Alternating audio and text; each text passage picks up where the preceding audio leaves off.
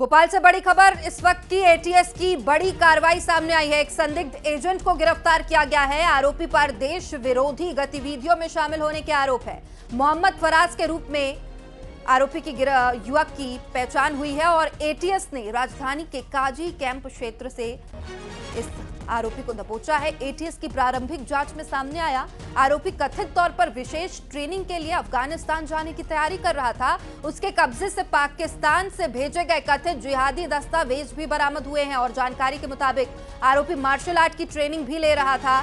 जांच एजेंसियों को उसके उत्तर प्रदेश के देवबंद मदरसे से जुड़े कुछ संपर्कों की भी जानकारी मिली है, जिनकी जांच जारी है। एटीएस ने आरोपी को नन्हे भी की मस्जिद के पास से गिरफ्तार किया। फिलहाल एजेंसी उससे पूछताछ कर रही है। उसके नेटवर्क, विदेशी संपर्कों तथा संभावित गतिविधियों की जांच की जा रही है। एटीएस ने 16 जून तक की रिमांड पर युवक को लिया है। तो बड़ी जानकारी भोपाल से, जहां एटीएस ने बड़ी कार्रवाई करते हुए एक संदिग्ध एजेंट को गिरफ्तार किया है और इसके खिलाफ देश विरोधी गतिविधियों में शामिल होने के आरोप लगे हैं। मोहम्मद फराज के रूप में युवक की पहचान हुई है। एटीएस ने राजधानी के काजी कैंप क्षेत्र से युवक को दबोचा है। देश विरोधी गतिविधियों में संलिप्त होने के आरोप है।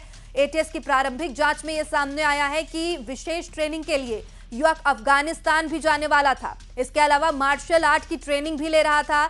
एक संदिग्ध एजेंट को एटीएस ने गिरफ्तार किया है। ज्यादा जानकारी के साथ हमारे सहयोगी रमाकांत हमारे साथ जुड़ गए हैं। रमाकांत, क्या जानकारी है? कौन ये युवक है, कहां का रहने वाला है? अब तक क्या खुलासा हुआ मामले को लेकर?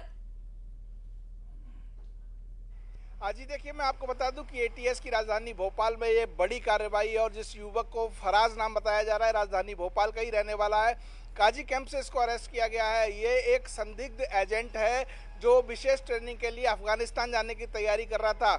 एटीएस ने इसके पास से पाकिस्तान से जुड़ा हुआ कुछ जिहादी साहित्य भी पकड़ा है और इससे लगातार पूछताछ कर रही है। इसके विदेशी संपर्क खंगाले जा रहे हैं। पाकिस्तान के में बैठे कुछ लोगों के फ़ोन कॉल्स भी, डिटेल भी इसके फ़ोन में मिले हैं, जिनको लगातार एटीएस चेक कर रही है।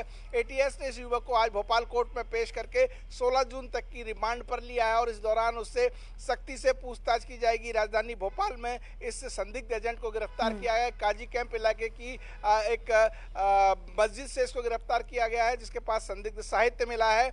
और साथ ही आपको बता दें कि ये युवक मार्शल आर्ट की ट्रेनिंग ले रहा था और हथियार चलाने की विशेष ट्रेनिंग लेने के लिए अफगानिस्तान जाने वाला था। एटीएस अब इसके संपर्क सूत्रों को खंगाल रही है और ये पता कर रही है कि क्या राजधानी भोपाल या भारत में किसी देश विरोधी गतिविधियों में को अंजाम देने के लिए ये कोई गैंग तो नहीं संचालित कर रहा था, या इससे कौन लोग जुड़े हुए हैं जो देश विरोधी गतिविधियों को अंजाम देने वाले थे। इसी कड़ी में जो है वो ये गिरफ्तारी हुई है और एटीएस अब फराज से पूछताछ कर सारे राजों का खुलासा करने वाली है। जी बिल्कुल रमाकांत, तो शुरुआती जांच में सामने आया है कि किसी बड़ी घटना को ये युवक अंजाम दे सकता था। क्या और लोगों की अभी और लोगों की तलाश इस मामले में की जा रही है, या फिर इससे जुड़े कुछ और लोग सामने आए हैं कि अभी सिर्फ ये युवक ही है जिससे पूछताछ चल रही है?